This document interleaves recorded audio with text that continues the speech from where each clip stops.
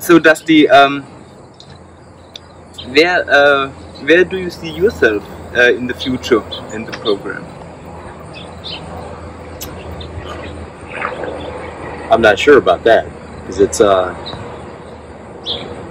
so after each seminar or each camp that we do, I go back and I reevaluate the program, and I see, you know, what were some people having a hard time with, right? So if they were having a hard time with it, I look at how I'm teaching it or how it's written out, because are they having a hard time because it's not written out where as easy and so people can understand it, or were they having a hard time because I just wasn't getting the point across right during that time? So I'm constantly trying to reevaluate and see what how I can improve.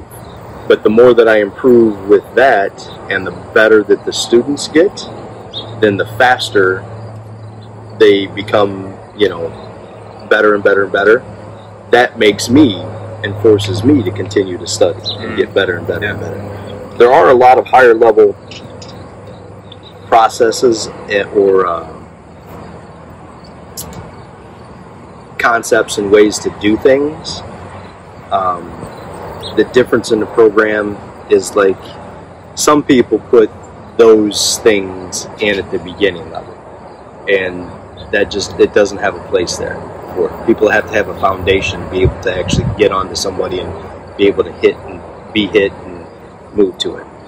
Down the road, as you guys get better so much faster, it then forces me to continue to train and get better and work on things, because I'm getting older and slower, and you guys are all freaking younger and faster. So I got to keep working. You know, and then the more I do it, then the more I add to the program. The program's always evolving. Yeah. You know, it's constantly evolving. You can't just have a program say, this is it, done. The more you learn, the more you have to evolve the program and constantly make it better. There's always a better way to do something, you know? And if somebody can show me a better way to do a technique, you know, I'll look at it and add that portion into it. Cool. And so, what advice do you have for any Kyusho practitioner to improve? Get on the mat. Get your heads out of the damn books and get on the mat. So, the book process and that portion of studying should really be done on your own. That should be done at home, you know, traveling, whatever. Then you read the books and you go through and do all this kind of stuff, right?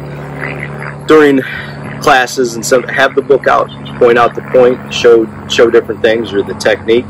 But I've seen, you know, God, with just in Doma Karate International, I've been with them since 1984, and it's been so many people just bring out these books and they have an entire class on studying and reading the book, right? But then they don't get on the mat and they can't actually do it. So it's one thing, you know, and how many seminars have you been with me at where somebody will give some big long explanation that is 100% correct, and it's amazing, and I've learned something from what they are telling me. But I could take my 14-year-old kid, and my 14-year-old kid could kick the shit out of them because all they have are book knowledge. I used to tell everybody that the only way that those books are going to be good for you is if you carry them around to freaking hit somebody over the head with. You have to study, but training is training. You've got to get on the mat.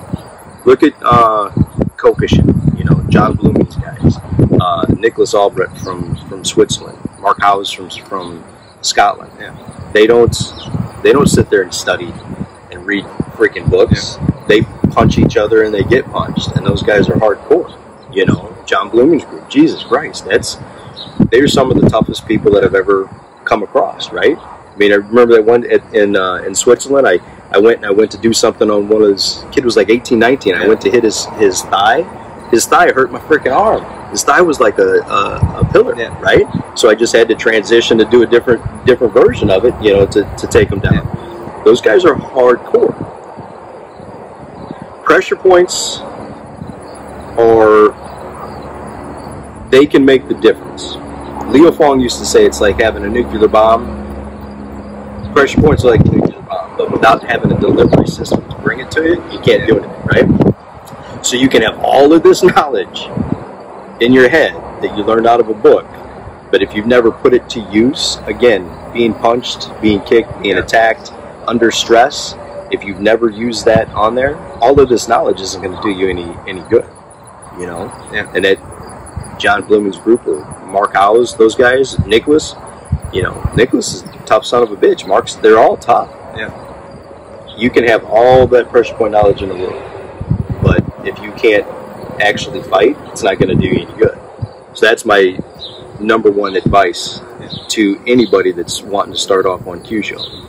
And stop thinking Kyusho is something separate. People are getting ranks in Kyusho Jitsu. There's no such thing. Kyusho Jitsu is not a separate art to itself. It's the art within your art. So it's part of what you are doing. So having ranks in Kyusho Jitsu just it's not the same. That's a modern American thing that they've come up with, you know. But just got to practice. Get on the mat, punch people, and get punched. Okay, cool. Thank you very much. So then, do you have a favorite technique or favorite point or something like this? Yeah, my favorite easy go-to is Conception 24 on the chin. Okay. That works to some degree on just about everybody, you know. I tapped one guy in Switzerland though, because the dude was huge. He scared the shit out of me. And Nicholas wanted me to hit this guy, and I held back. I held back when I hit him. Luckily enough, I hit him with just enough, and his chin was good enough that he got that little shock and he felt it. And he was such a good dude. Yeah. He's like, oh yeah, and you know, he was like, I could see if you hit a little bit harder. He goes, that would have knocked me out. And I thank God, because I swear to God, I was scared because my face came in like his, you know, my face was at his chest, and the guy was so big. I was scared if I hit him too hard, you know, that he would just freak out and grab me and squish the shit out of me. So I hit him, but even on that guy, even me holding myself back and being nervous about doing it, it's still, he felt that little shock. And that's one that I get on people, you know, all the time, even when they're not, especially when they're not expecting it. You know, a nice easy palm to that gets a little reaction or buckles their knees, and then you can, you know. Okay, interesting. Could you demonstrate that? Yeah, absolutely. Sure. So, 24 is here. You hit down like you're going in that direction.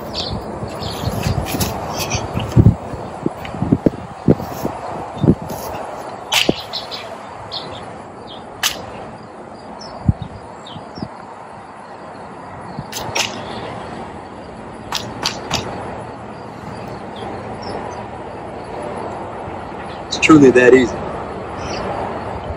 Good. Yeah.